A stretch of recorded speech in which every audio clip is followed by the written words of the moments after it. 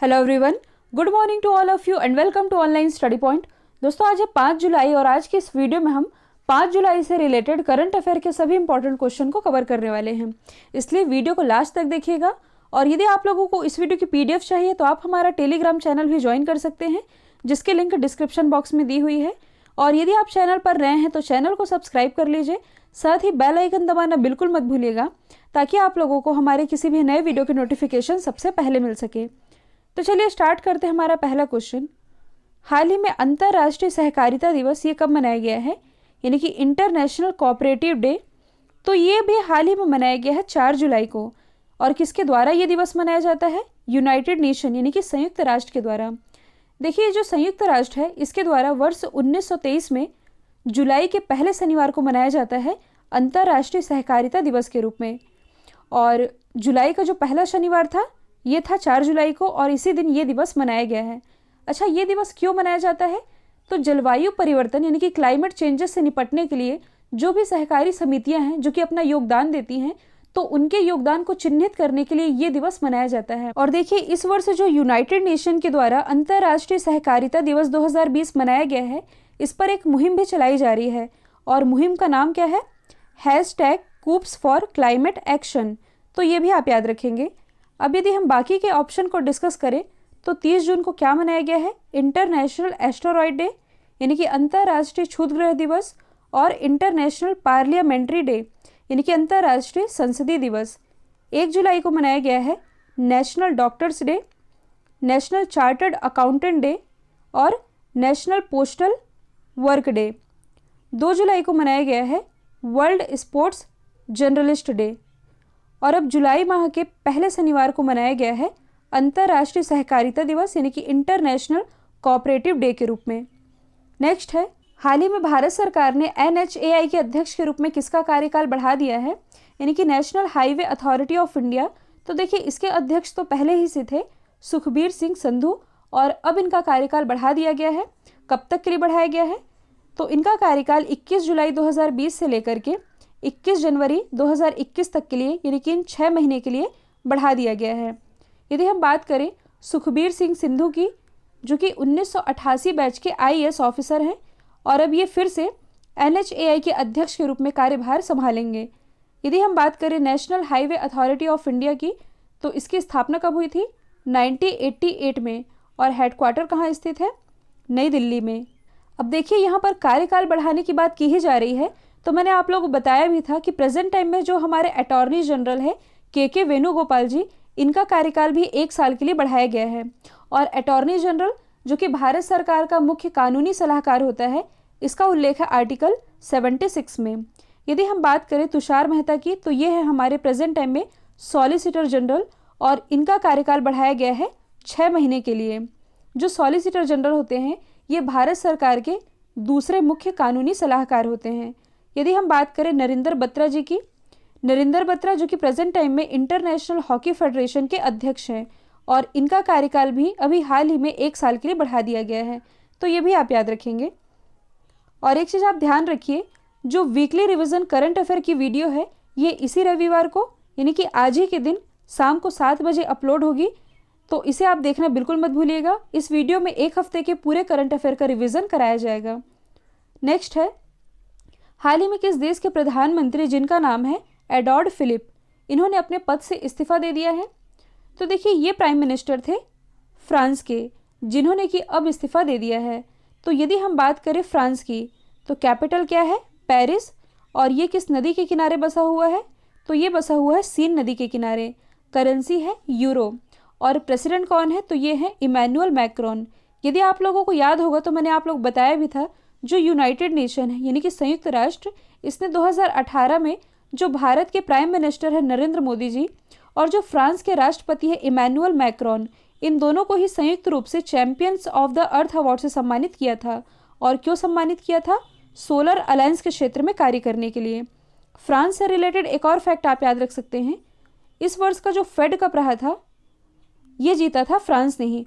Fed Cup जो कि महिलाओं के टेनिस से रिलेटेड है, जबकि जो डेविस कप है ये है पुरुषों के टेनिस से रिलेटेड, और ये जीता था स्पेन ने। तो ये दोनों ही आप याद रखेंगे। आप मैप में देख सकते हैं फ्रांस की लोकेशन, ये किस महाद्वीप में स्थित है? तो ये स्थित है यूरोप महाद्वीप में। ये जो रेड हाईलाइटेड है ये तो है फ्रांस, इसे जो मैंने हाईलाइट किया है ये है ब्रिटेन और ये है आयरलैंड। तो ये तो आप लोगों को अब रट चुका होगा कि ब्रिटेन और फ्रांस इन दोनों के बीच में जो स्ट्रेट है इसका नाम है डोवर स्ट्रेट। देखिए, यदि आप पर डे मेरी करंट अफेयर की क्लास देख रहे हैं तो आप लोगों का जियोग्राफी पोर्शन स्ट्रांग हो जाएगा और आप लोगों का रिवीजन भी हो सकेगा। है हाल ही में किस केंद्रीय मंत्री ने ड्रग डिस्कवरी हैकथॉन 2020 की शुरुआत की है?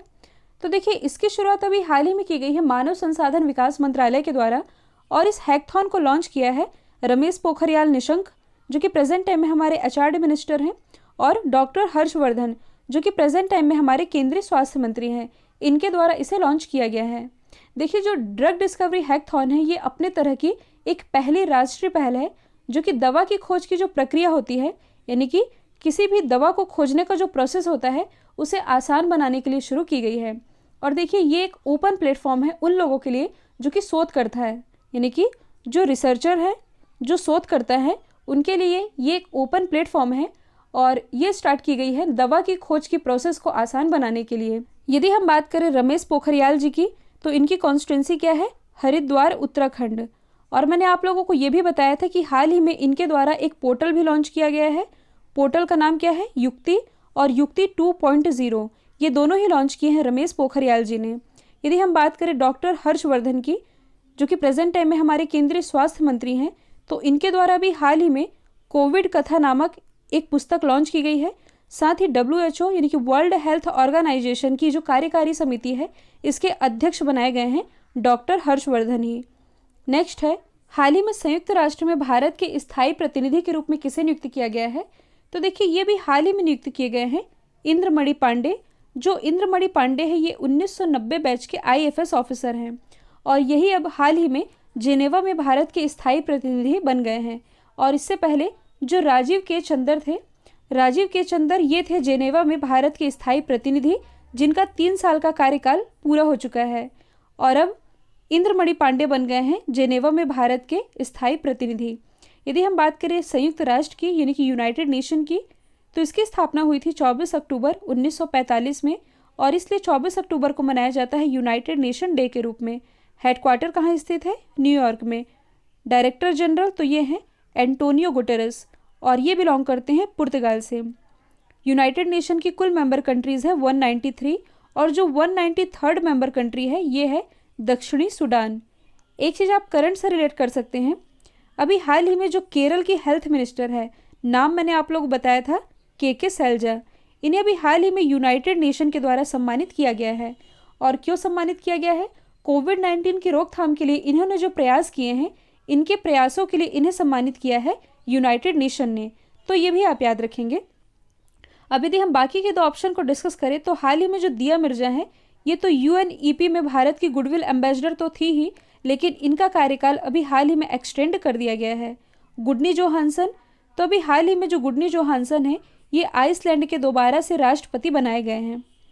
नेक्स्ट है, हाल ही में किस भारतीय खिलाड़ी ने जर्मनी में PSG bank Nord open tennis tournament जीत लिया है?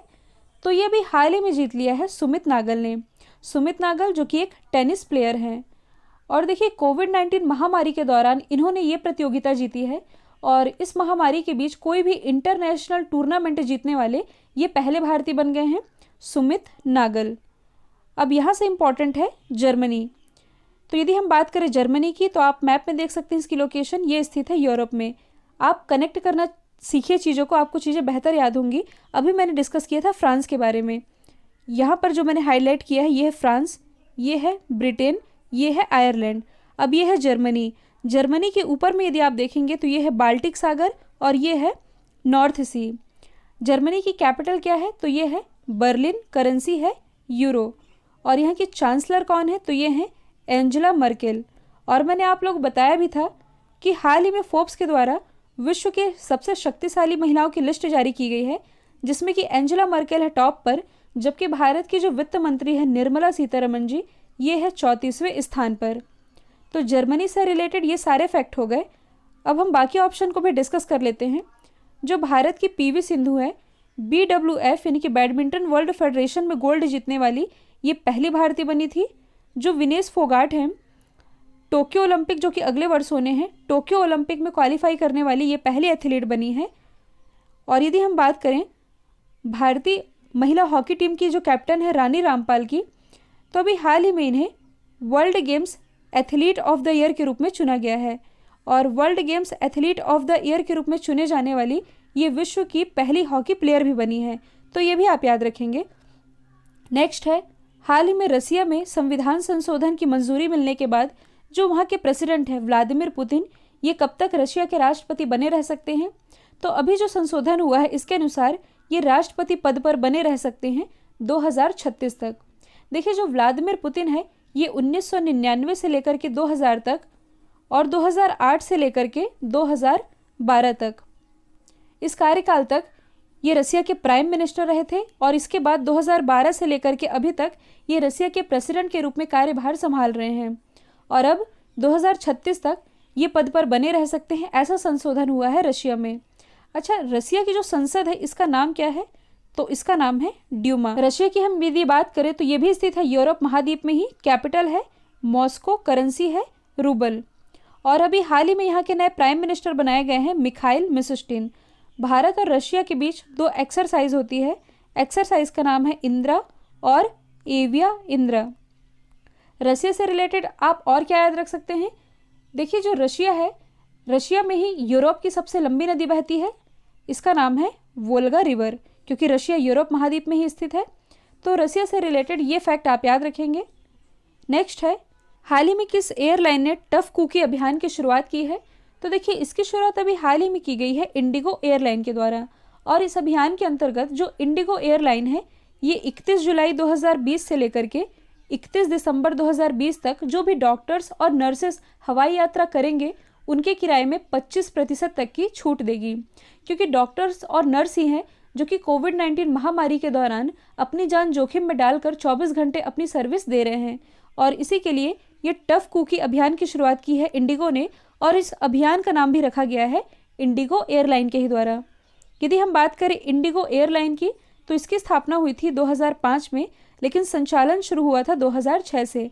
हेडक्वार्टर कहाँ स्थित है? गुड़गांव, हरियाणा में। और प्रेजेंट टाइम में इसके सीईओ कौन है? तो ये हैं रोनोजॉय दत्ता।